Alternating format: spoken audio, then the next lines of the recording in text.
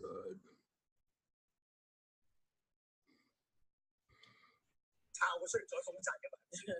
Good. Glad to see a couple people showing up. I got nobody physically, which I think is probably going to continue because of RSA. But I'm glad to have the online folks. And I've got about 10 minutes to talk about the news. Let's take a look here. We won, of course. We won second place at the CCDC regional finals. I mentioned in previous classes, this is bloody awesome. We are up here where community colleges have no business being. Everybody else here is a four-year college or private college, and they did very, very well. So our team is champs, and many of them are now off at RSA. They were helping me with a workshop there, and now they're probably going to the parties and impressing employers and gaining vast wealth and power. So they're not here in class, and that's understandable. But for those of you that are here, we'll cover a chapter about hashing, but I got a few minutes, so let me see if there's anything else. I think there were a couple other fun news things that came up.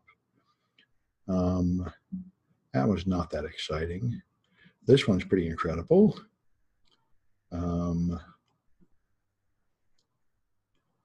Yeah, sort of interesting. Let's see.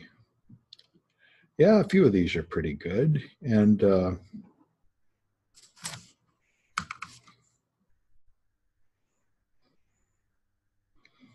thought there was another one that was pretty good down here. Yeah. All right, this one here is probably the most directly relevant to this class.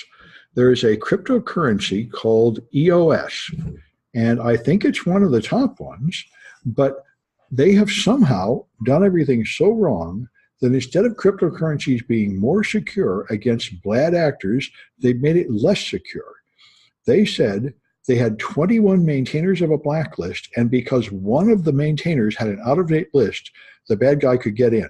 And that is exactly the opposite of what blockchain is supposed to do. Blockchain is supposed to make multiple copies of the important data so that even if some of the copies are wrong, and even if some of the people are evil and malicious, the others outvote them and it's secure. Here they've done the opposite. They made multiple copies so that if any one of them is wrong, the money gets stolen. And that makes you less secure than you would have been with just a single centralized database. The wheels have fallen off the bus at EOS. And that's pretty spectacular. There's a new protocol, TLS 1.3, which is fine, but there's a financial group trying to push something called eTLS, which disables security features in it. So this is the EFF, a very good group from San Francisco promoting privacy on the internet, and they're explaining what this is. ETS removes forward secrecy. Forward secrecy, means that nobody can store the data and decrypt it later when you add the key, which is what the United States government is doing with their center in Utah, storing all the internet data so they can decrypt it later. And it also means that you can't, your own network can't monitor it very well either, and that's why they're getting upset here. They want to use a less secure version of TLS, and it is an issue to be aware of. There may be a reason to use a less secure. In that case, I don't know why you need a new standard. I don't know why you don't just go back to like TLS 1.1, which had this property. But anyway, it's worth knowing what they're doing. And in a business, you'd make some kind of decision whether enabling your own security team to monitor the traffic is important enough that you're willing to increase the risk of a bad actor getting in. And I think there's not a simple answer there. You have to do threat modeling and decide what's important to you. But you certainly want to understand what you're doing. The biggest security threat on the internet, biggest loss of data has been for the last several years from open Amazon buckets, because until I think just a couple months ago, Amazon made the default for storage on the cloud that everybody could see it. And so many things were publicly exposed that shouldn't have been. And now they're testing the other cloud storages. And I was surprised to see how popular the other ones are. I thought Amazon ruled and was outrageously dominant. And that is true, but it's not quite so bad as I thought.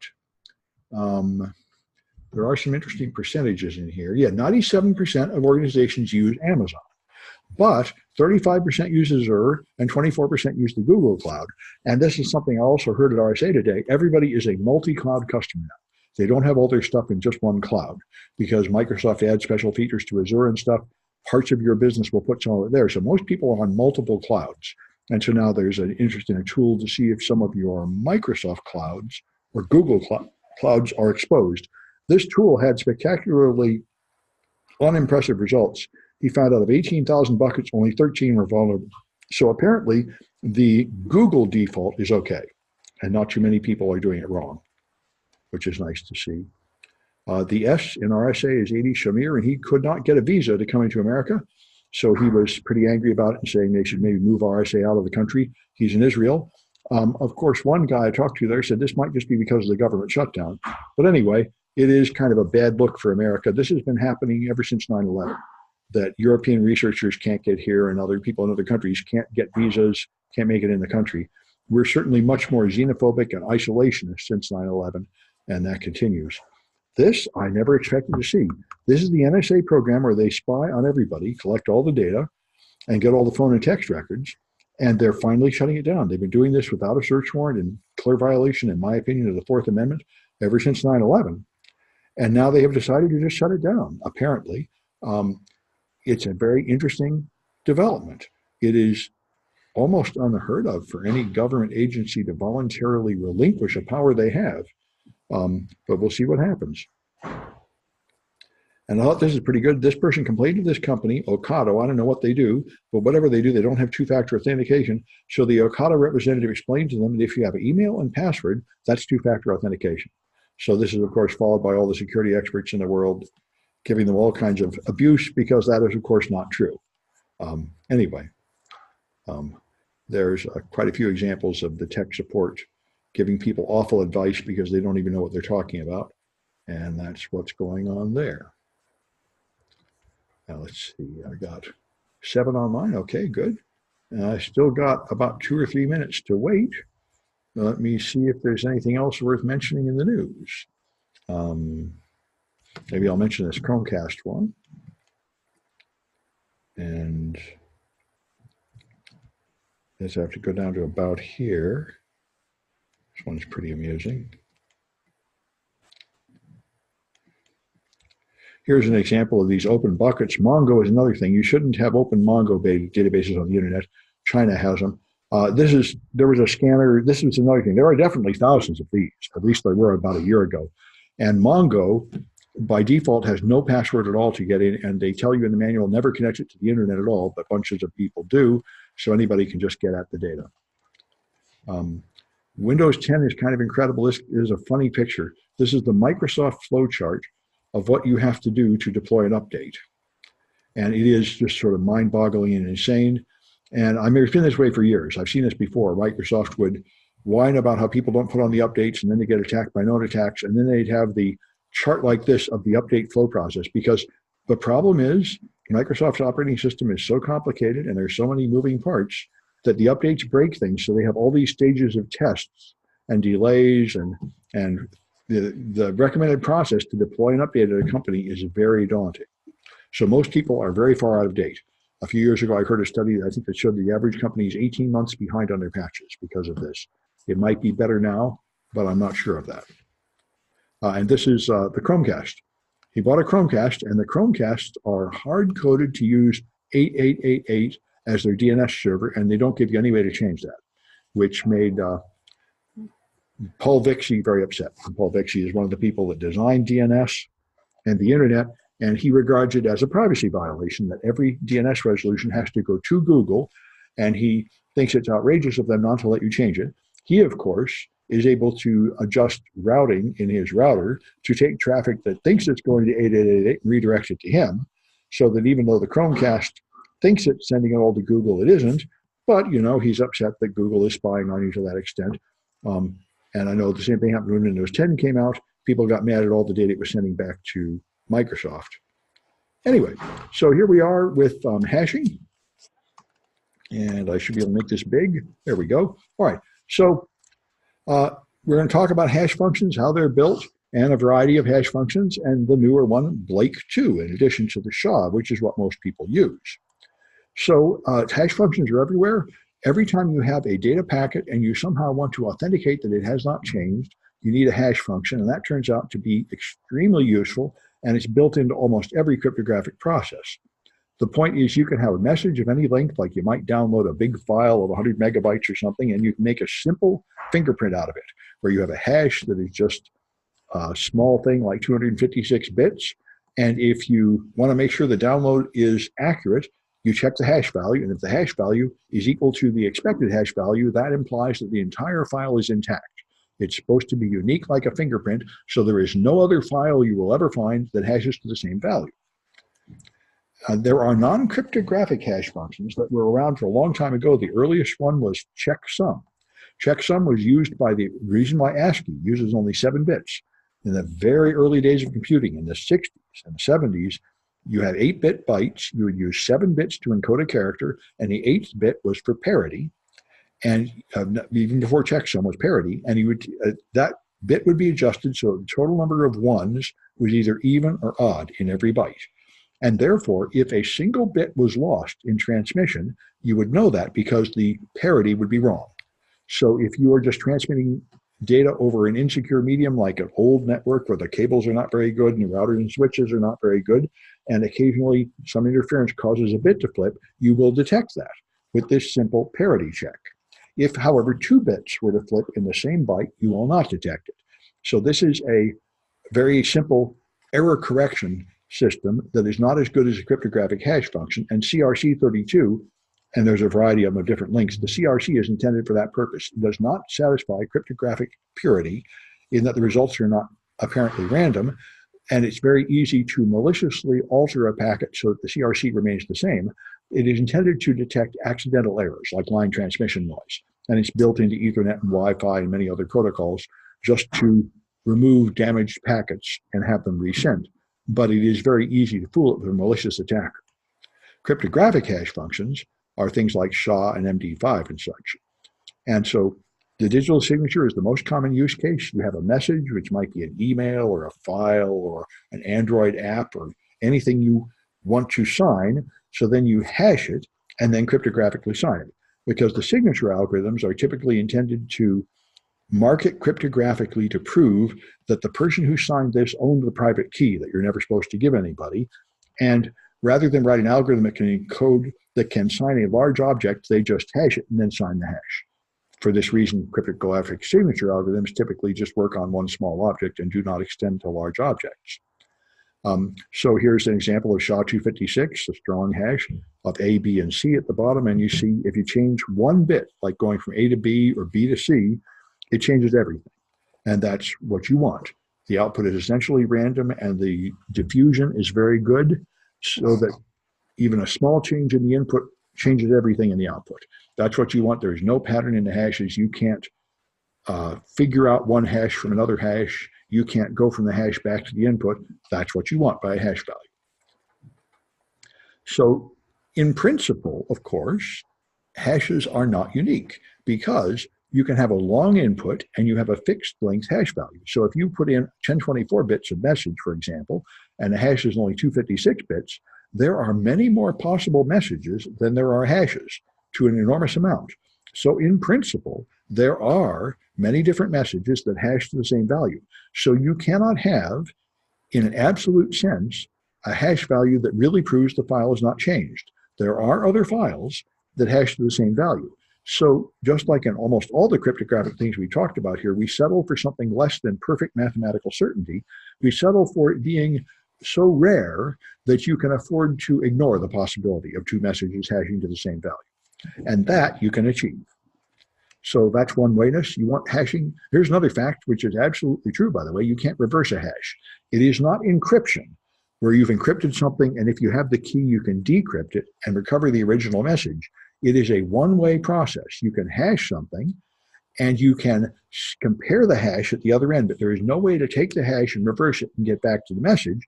And of course, that would have to be true because there are many messages that hash to the same value. So there, in principle, it cannot be reversed. Now, in practice, you can reverse it to some extent, because if you have something like a password hash, then even if there are a lot of inputs that hash to the same value, there are probably not a lot of inputs that are reasonably short, like made of printable characters and only 8 characters long. So you try a lot of passwords until you find one that matches. And that's probably the real password. And of course, another consideration is that you don't even care if you get the wrong password. If you get a password that hashes to the expected value, you can use it to log in. So if there were two values that hash to the same hash, you don't really care which one you find. You're still getting in. So there is an issue of cracking hashes, but it's not the same as decrypting something where you absolutely get back to the original message. It's just a matter of guessing until you get lucky. So this is called preimage resistance, which means that if I give you the hash, you cannot find the message. The message is not unique. I want it so that you can't even find any message that hashes to that hash.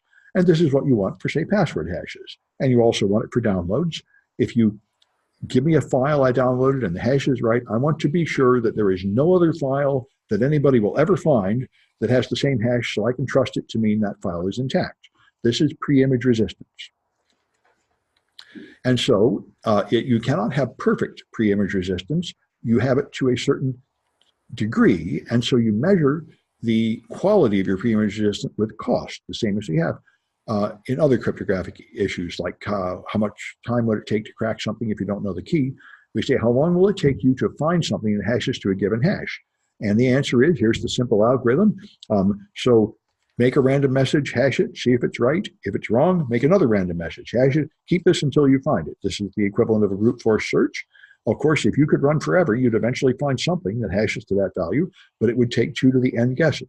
So for n equals 256, that is an enormous number, far more than you can ever compute on all the computers in the world and all the time in the world. So that's fine. Then there's a second preimage. Once you find one message, you try to find another message that hashes to the same H. And that, of course, is the same thing as doing the previous thing twice, so it would just take twice as long. If you first pick a specific hash value, and then you try to find something that hashes to that value, and then try to find another thing that hashes to that value, that's going to take 2 to the n plus 2, 2 to the n times 2 calculations, which is an enormous number. You'll never get there with a reasonably secure hash function. But a much simpler problem is collisions. If I do not specify the hash value, but I just say I want to find 2 files that hash to the same value, and I do not care what that value is, then it is much easier to do. And this is because of the birthday problem. And here's the birthday problem. This is a parlor trick. If you have a party and you go around and have everybody say their birthday, just the month and year, January 1, October 3, September 5, very quickly you'll find 2 people with the same birthday in the room. Because the first thing you'd think is you'd have to have 180 people if there's 360 days before 2 of them have the same birthday. And that is the second preimage attack. If I were to pick a date like January 1 and say, is anybody born on January 1? I'd have to have something like 180 people before that happens. But if you're willing to have any birthday match any other birthday, then it is not that you're finding enough individual people to hit a birthday. You need pairs of people. And so if I have 23 people, then the first person can have any birthday.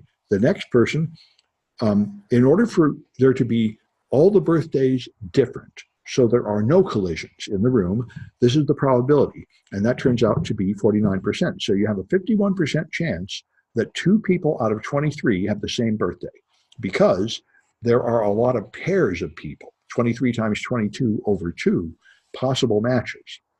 So finding a hash collision is enormously easier than finding a preimage, where you start from a known hash and you get a message that matches that specific hash. So in fact, it's the square root. So 2 to the n over 2 is all you have to do, not 2 to the n. And that's a huge difference. So here's the naive birthday attack. You would calculate 2 to the n over 2 hashes of random messages and store them all, and then you would sort the list and try to find duplicates. That is the simplest attack. This will take 2 to the n over 2 calculations, and then 2 to the n over 2 units of storage to store all the values, and then you'll have to sort it somehow. So if you did this with MD5, for example, MD5 is 128 bits long. So first is preimage. If I have an MD5 hash, like a password hash, and I want to find the original password, can I do that? And the answer is, in practice with real passwords, you can do it because people don't pick real passwords randomly. You can take a known list like the RockU list or you can just take some other list of possible passwords and try them all. And if the person chose a fairly normal password that has been used by somebody else or is somehow on a list, you'll find it. But if you really made your list by rolling dice or something and had maybe 10 random letters in the original password, you'd never get it. And this is why. Because that's going to take 2 to the 128 calculations to find an input that makes that specific hash. So MD5 does not have a problem with preimages. The problem it has is collisions. And so if you consider how hard is it to do 2 to the 128 calculations, we can find out. You can take real evidence. RSA made some challenges decades ago of cryptography with various lengths of keys, and it made a $10,000 prize so people would see what they could crack. And the 56-bit key was cracked in 250 days in the 90s. A 64-bit key was cracked, and it took 5 years to crack it. The 72-bit key attack is in progress, and so far they've made it 5% through it. They're expected to complete it in 127 years. Now, that might seem stupid, but it's not so stupid because computers follow Moore's law. So they keep getting faster and faster. So that's 127 years at the usual rate. But anyway, I don't think that includes the Moore's law speed up, but it might. But anyway, so this would imply that if you have 2 to the 72 calculations to crack something, that's reasonably secure because even 100 years wouldn't be enough to do it. But I saw this asked on the internet. It was a cute idea. This asked, is 80 bits of key size really enough? And somebody went and added up all the speed of all the Bitcoin miners in the world, because this is one advantage to Bitcoin. We have created a situation where there's an incentive to make the fastest computers in the world mining Bitcoin, and they're doing it. And apparently they are now doing 2 to the 88 or 2 to the 90 calculations per year in all the Bitcoin miners put together.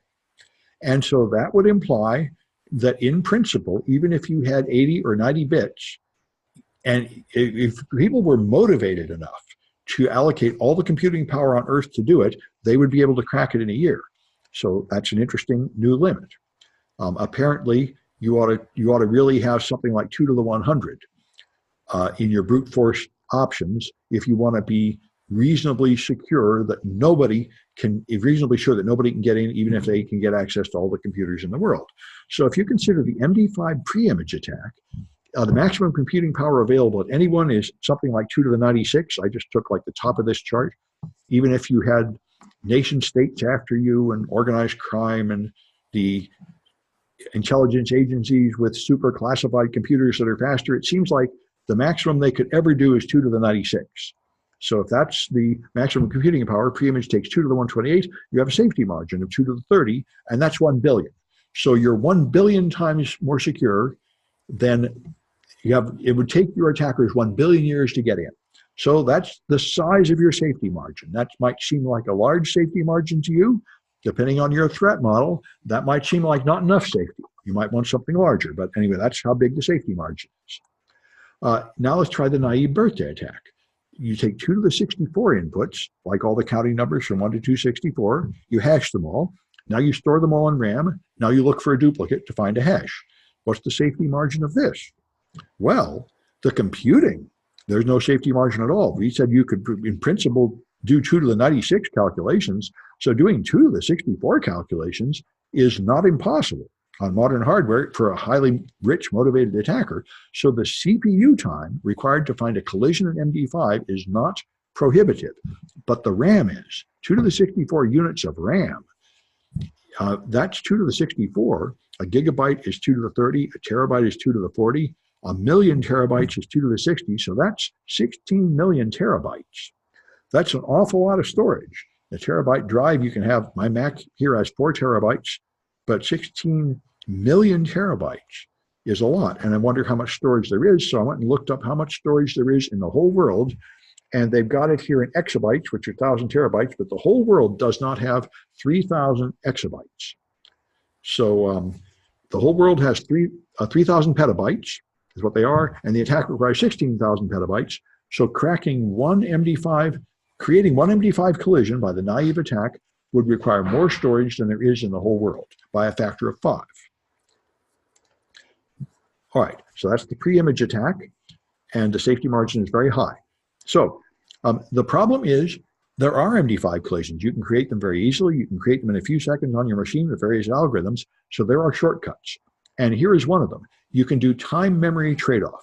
Now, we talked before about rainbow tables. You can have a pre-computed mathematical table to look things up in, so you consume a lot of RAM and you save CPU cycles by making the calculation of things faster.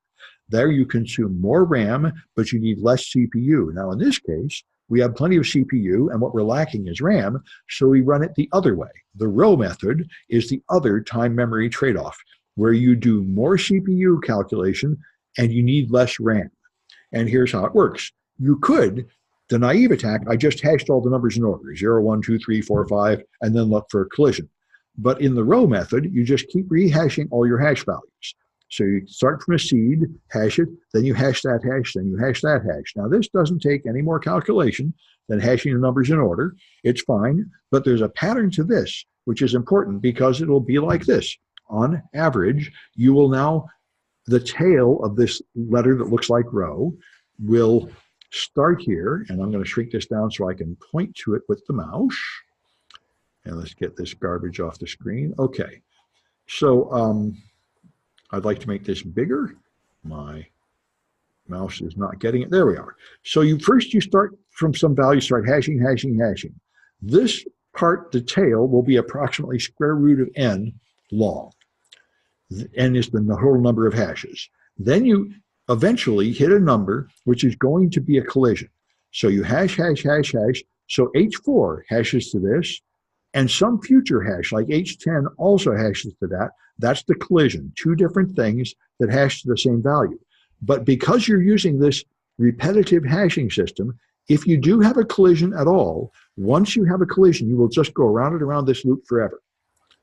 And so, if the hash function is effectively random, you know when this will happen. It is approximately square root of n steps to enter the circle, and the circle is approximately square root of n big.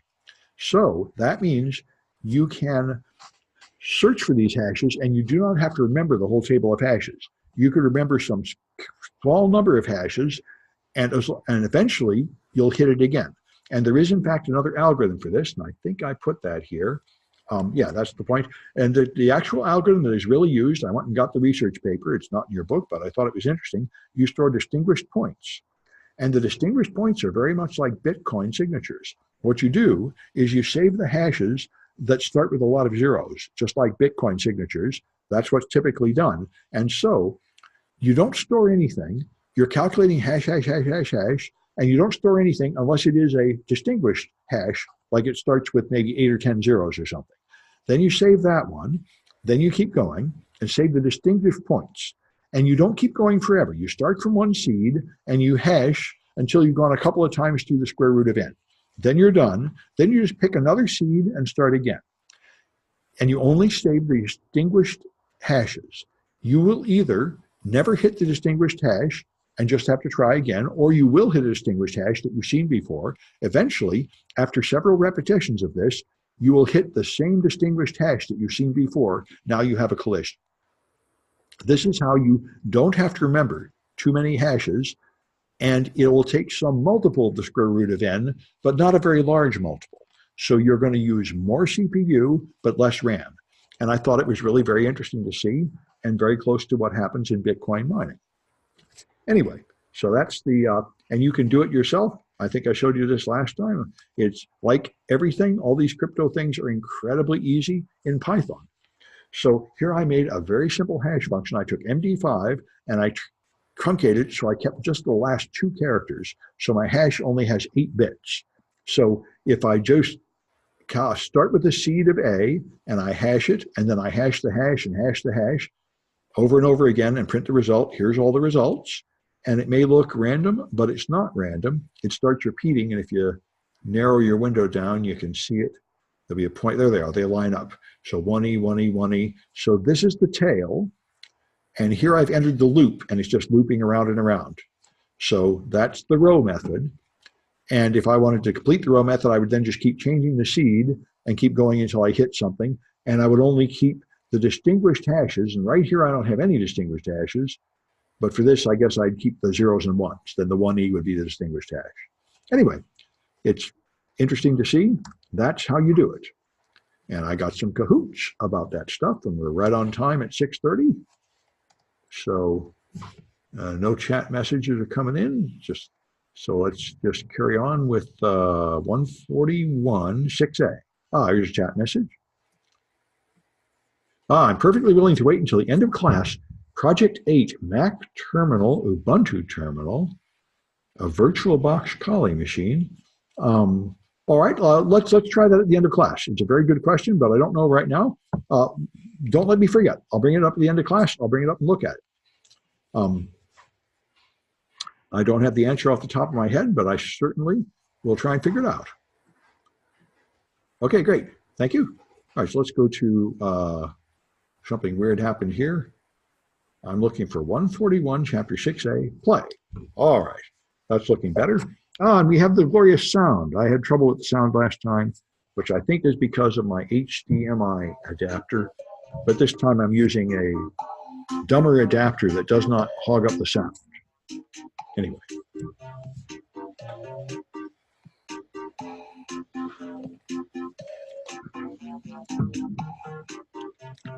I just taught the crypto class at RSA, and it was good fun. People were pretty happy. So.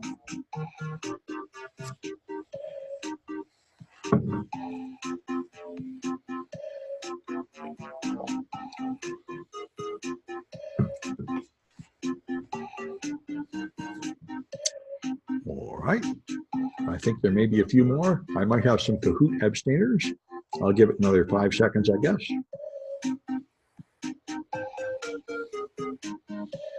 All right. Looks like a few people are not going to join us. Okay. All right. So which hash functions have no collisions? Or we have collisions, not no collisions. Which ones have collisions? And they all do. Everyone in principle has collisions because there are more messages than hash values for all of them. So it'd be great to have a hash function that has no collisions, but you can't have that. So all you can have is one where there are no known collisions because they're so rare you can't find them. That's all. All right. So how many calculations will it take to find a message that hashes to a specific 32-bit hash value? Like, say, all zeros, specific number. Okay, 2 to the 32, right? In general, if you try 32 random numbers, you'll have hit most of them. It might take 2 or 3 times that, but that's the order of magnitude. 2 to 32 calculations to hit a specific value. How many calculations will it take to find a hash collision? 2 values that hash to the same, and you don't care what that is. That's 2 to the 16, the square root. That's why a hash collision is very easy to find, and there are known hash collisions for MD5. MD5 has preimage resistance. If you have an MD5, you cannot reverse it, but there are still collisions because finding collisions is enormously easier than actually finding the specific input that creates a particular hash. So 2 to the 16 is enough calculations to find a collision in a 32-bit hash. So what method uses more RAM but less CPU?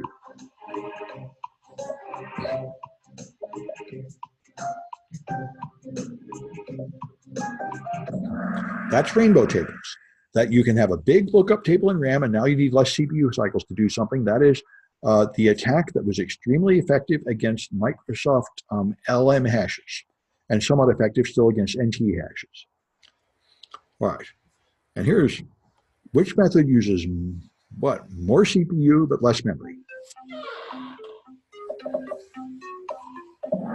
Okay, that's the row method. We just went through that. All right, how about this one? Which one uses more RAM and more CPU?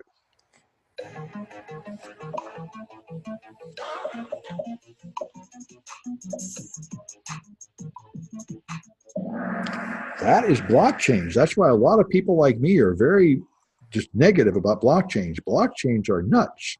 You've got data and you've got a program, and instead of doing it on one machine, now you have millions of machines all duplicating the same data in the same program. So you consume far more memory and far more CPU and heat up the earth and cause global warming and everything else. That's why a lot of people wonder, what was the point of this?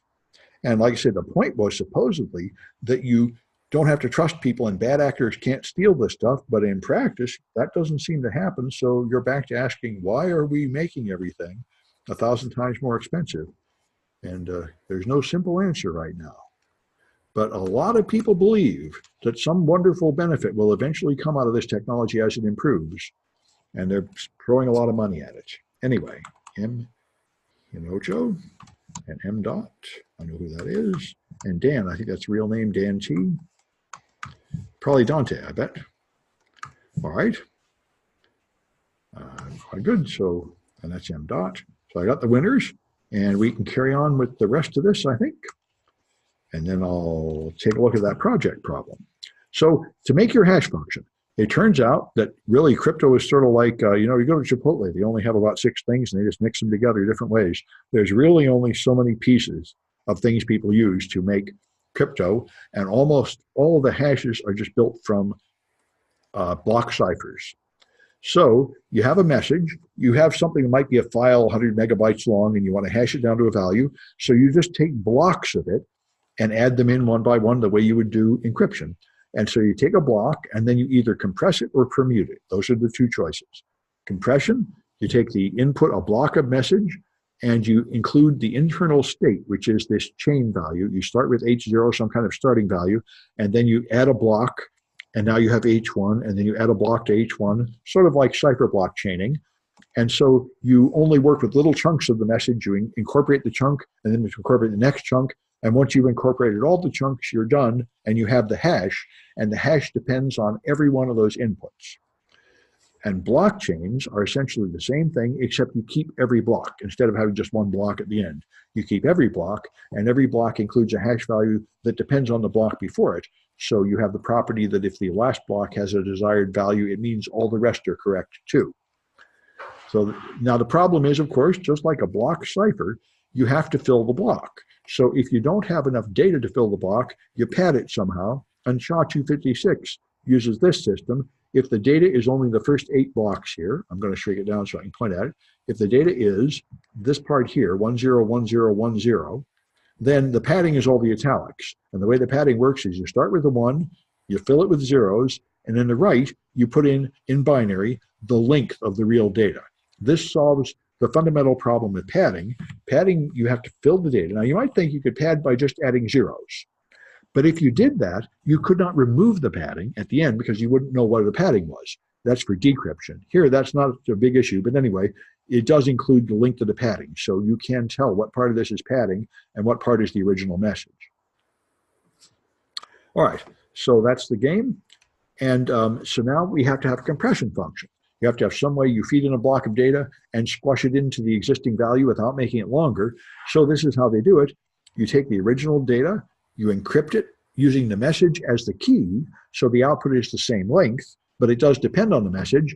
And then to make it irreversible, you XOR it with the original plain text so you can't reverse it just to make the hash. That's how you typically do it. This is called the Davies-Meyer construction.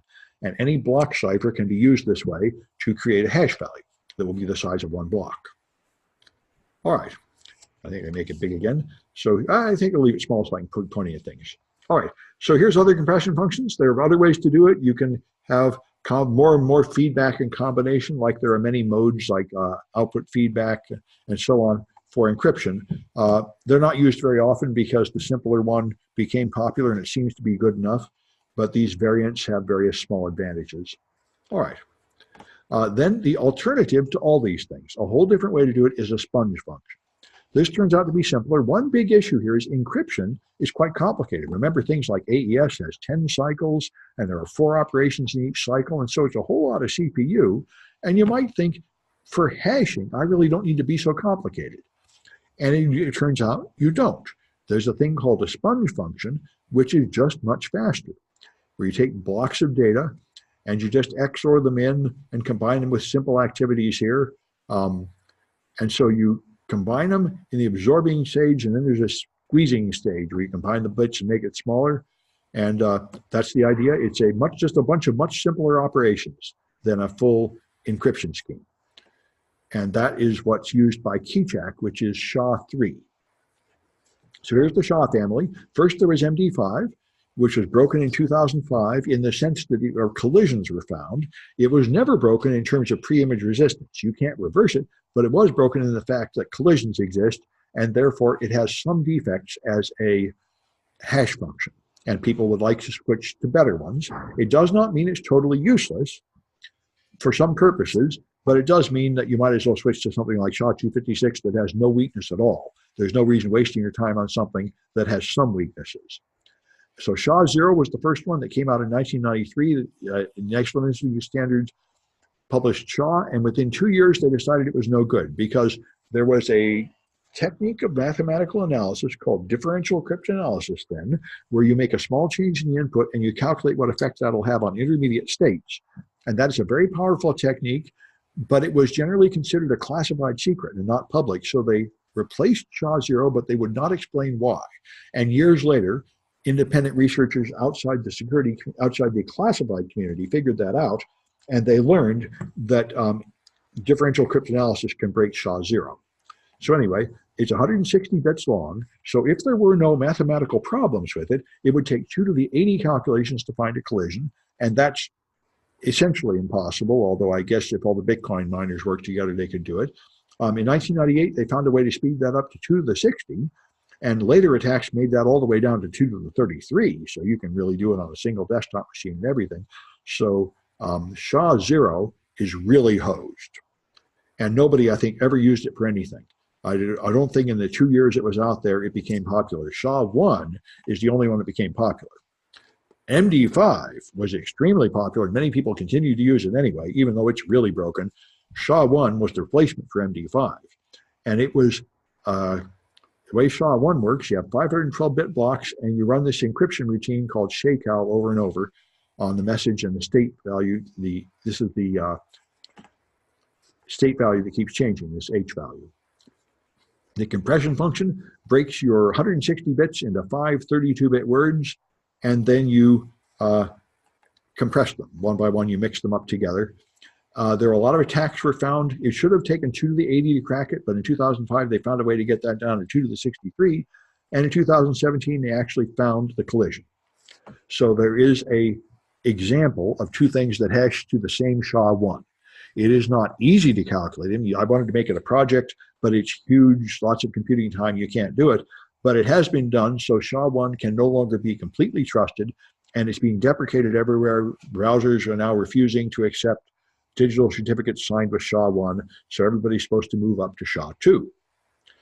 And SHA-2 is much longer. 160 bits was SHA-1, and so SHA-2 is much longer, 224, 256, or up to 512, 4 different sizes, all very long.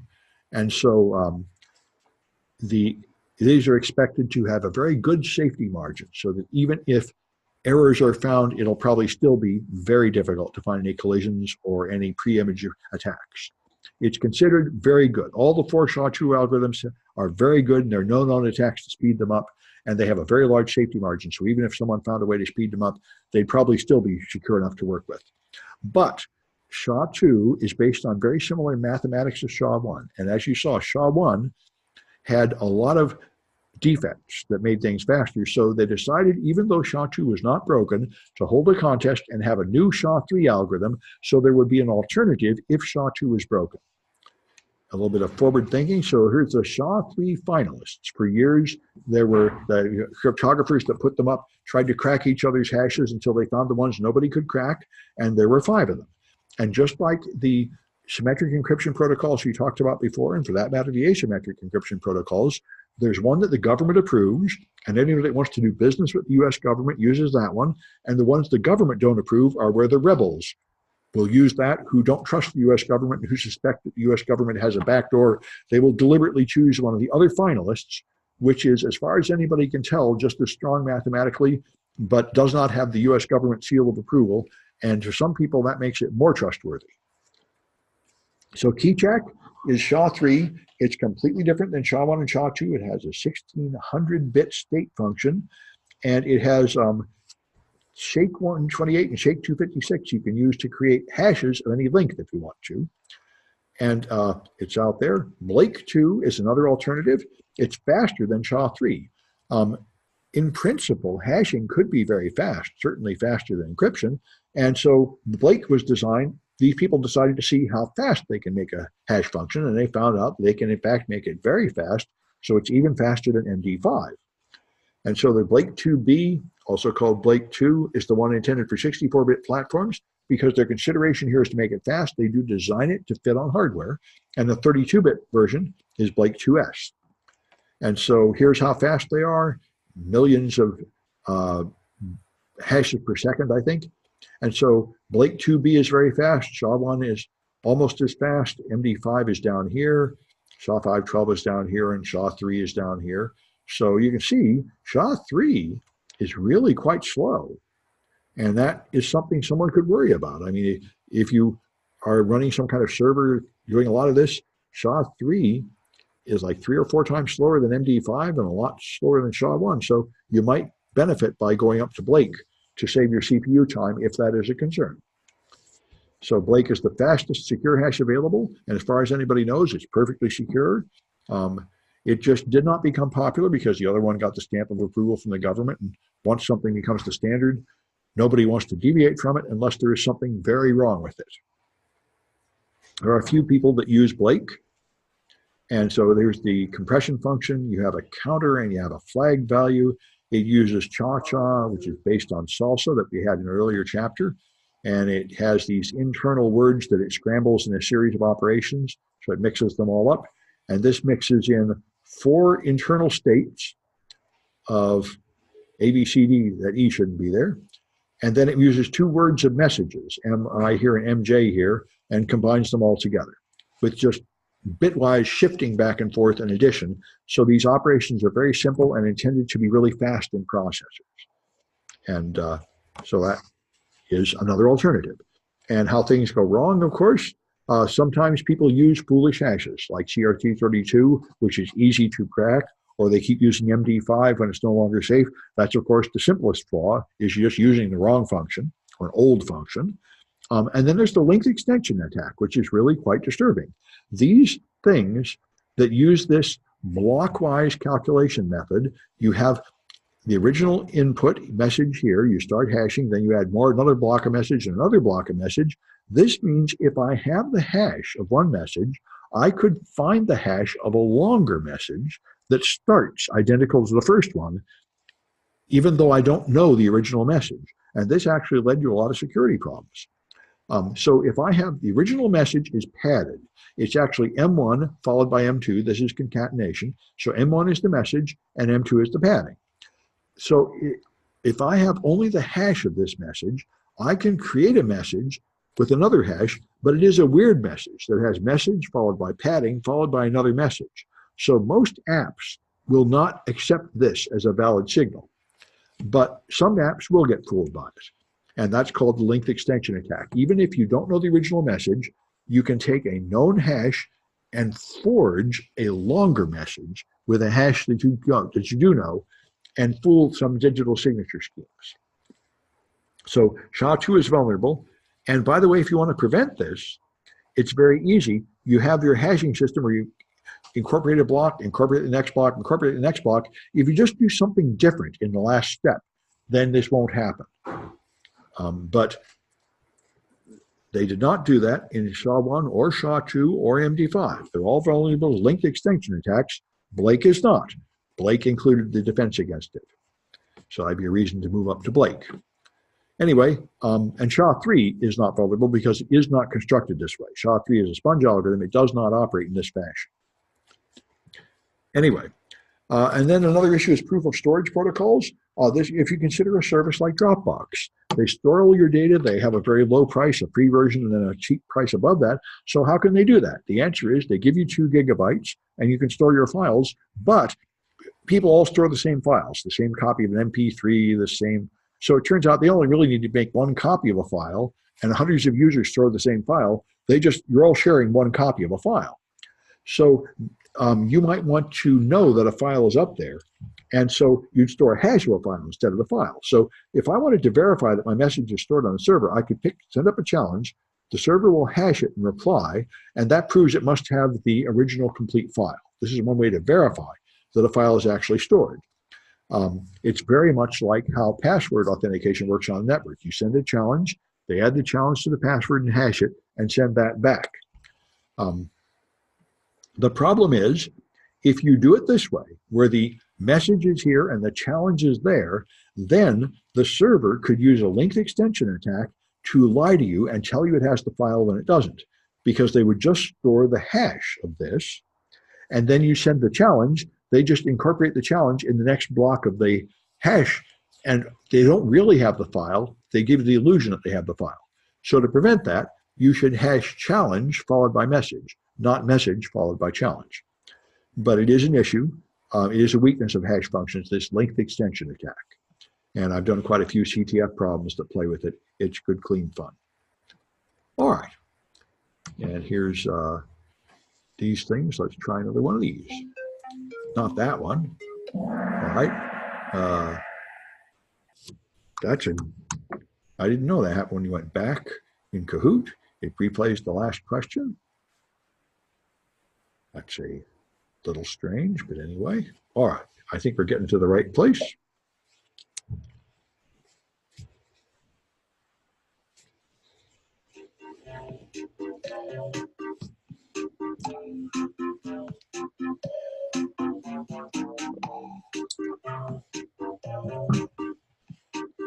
All right.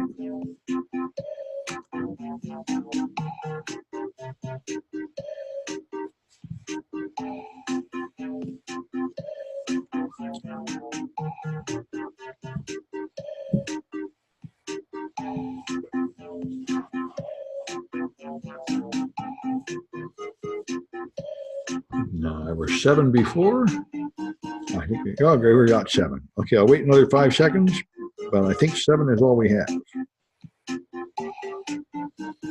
Yep.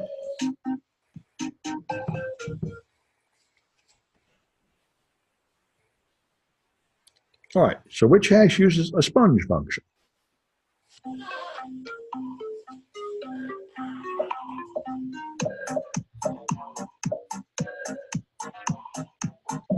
That's SHA-3, the new technique to try to avoid the weaknesses of the older system. Which one uses a Merkle-Damgard construction?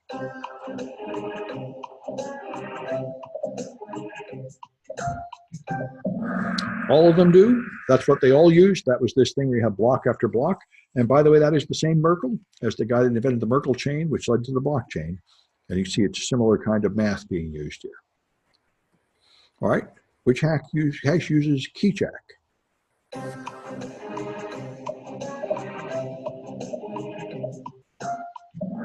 That's it. Keycheck is a sponge function used in SHA-3.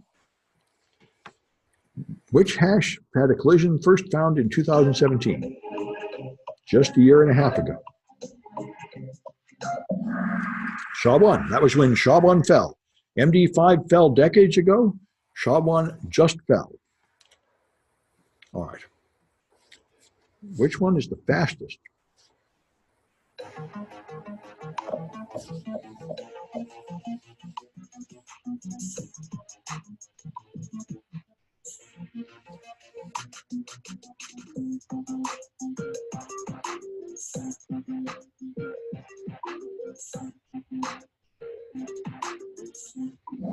Blake, everybody's got that? Okay, so I got, I think, exactly the same three winners. Good, all right. So you're all getting 6, and that's it for this stuff. And I'm going to go now to this question about the projects, which should still be preserved in a chat message, and it is. So project 8. Okay, let me bring up project 8 and see what the story is. Oh, this one, ECB. Oh, I just did this again. I just did it even on Windows. What are you trying to use? Mac terminal, Ubuntu terminal? Oh, it works on everything. In fact, let me just do it.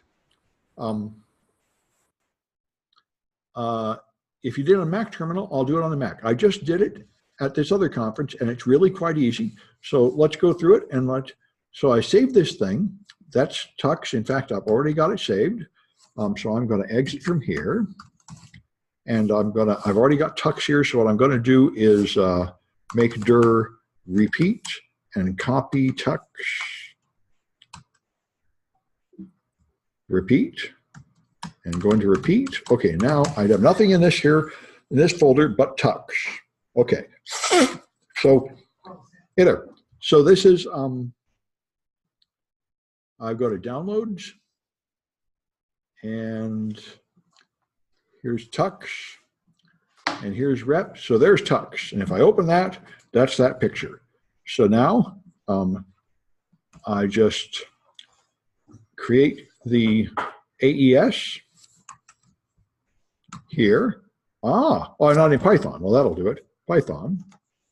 Okay, now I do this. And I should mention something here. This step right here will fail if you're using Windows, and I just fixed that today, and it's in the Crypto Hero version. You have to explicitly include the key. So I'll just mention it. You're not trying to use Windows, so that's not your issue, but I thought I'd mention it here. I just updated it this morning. The Crypto Hero version of this has the Windows version, and for that, you just have to use this, AES mode ECB. That is a security improvement of the Windows library because ECB is unsafe to use, and it used to be the default, and that's like the Amazon buckets and everybody else with an unsafe default. So when they made the modern Windows library, they made you explicitly ask for this instead of having it be the default. That's the only difference. But if you're using a Mac or Linux, you do not need to specify it because it's the old version of the library where people didn't worry about it, and they thought it was okay to make the default be ECB mode. And the reason why people prefer ECB mode is because all you need is key. You don't need to bother with an IV, so it's simpler. Anyway, so now I open the file. Some people might not have the package pre-installed either. Oh, you might not have CryptoCypher pre-installed? Yeah, they might still need to. You do? Because it came in a very strange package, like a Pi Crypto? Yeah. Oh, okay. I thought it was in there by default. Perhaps that is the problem. Let me see. I stepped away. The CryptoCypher doesn't work for you. Okay. So that means you have to import it. Okay, good. Let's see. Oh, Pi Crypto Dome. But that's Windows. That's not Linux. This means I need to add that. Okay, if you don't have the Pi Crypto, I thought it was in Kali by default though. In fact, I have, but if not, let me, kind of good page. If you don't have the Pi Crypto, you can get it. So let's see, Python install Pi Crypto. It's just pip install Pi Crypto or something, right? Not on Windows. I thought it was on everything. Yeah, in Windows, it's pip install Pi Crypto Dome. But if you're using the Mac or Linux, you shouldn't have to install it. You had to install it on Mac or Linux? I had a few different issues, but once I did pip install Pi Crypto Dome, everything worked fine. Crypto Dome on Linux? Yeah, well, I did it on 2 different occasions. Let's see, if I do... It doesn't fail, so... Let me see. I've got a completely brand new Kali machine down here of the latest version, 2019.1. Because I thought Kali and the Mac included this by default, but now I'm not really sure. Macs, from what I saw. These Macs here might tell us. Yeah. This is all right, so here I am. Let's make this big. Okay, if I do, whoops, a little bit smaller view. Okay, if I do pip, let's see. If I do Python, okay, and import from crypto.cipher, right? Let's get the from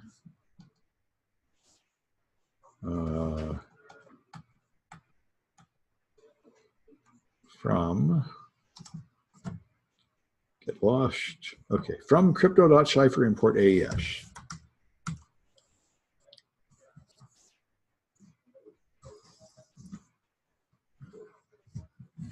It's there. That's what I thought. It's in Kali by default, and I thought it was in the Mac by default. And then Ubuntu, I'm not sure if it has either. Maybe it's not in Ubuntu. Yeah. That would make sense. Well, I'd like to reproduce this problem, so let me take a look at Ubuntu.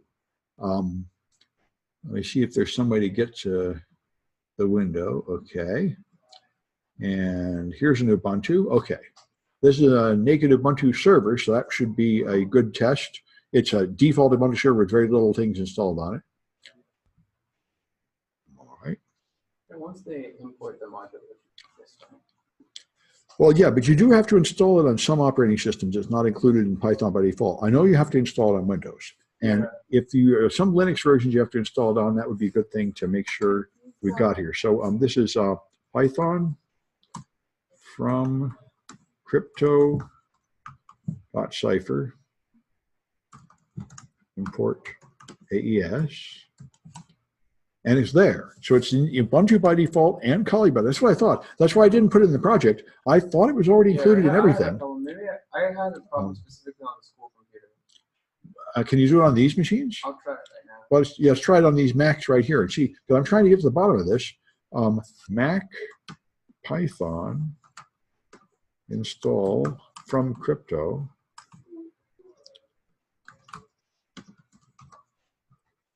Cipher, and I've done this a lot, and people have never had this problem. So that's why I wonder what kind of system doesn't have it. Yeah, I had that problem.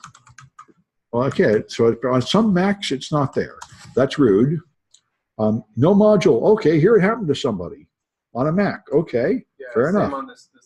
Oh, it's not on. Okay, so apparently it's not on some Macs by default. That's news to me. So the answer is what? Do like easy install. Python Pip easy install PyCrypto. Yeah. Okay. You can do that. Yeah, okay. I will add that to the project. Try that. Easy install PyCrypto. That is probably the answer. But it works. What's that? That command's degraded, but it works. Yeah. Did it work on here? I did it upstairs now. Okay, fair enough. Good. So good. Thank you for telling me, and I'll have to add that to the project. All right. Let's see this. I get a standard error on Mac and Ubuntu to import. It's a Pi prefix. Yeah, to easy install PyCrypto. I think pip install PyCrypto works too. Or if they have pip install. Then. Yeah. Okay. So I'll add that in there. Okay. Does that answer your question, Deborah? Okay, good. Then I think I'll stop the share. I think we went as far as we had to in that project. All right. And I'll update the instructions with the ones that work on Windows for anybody that cares and for future generations of students. Okay. Well, that's it for this. I'm going to stop the share and see if anything's happening in the lab. Farewell. Yeah, I was trying to do it on the school computers.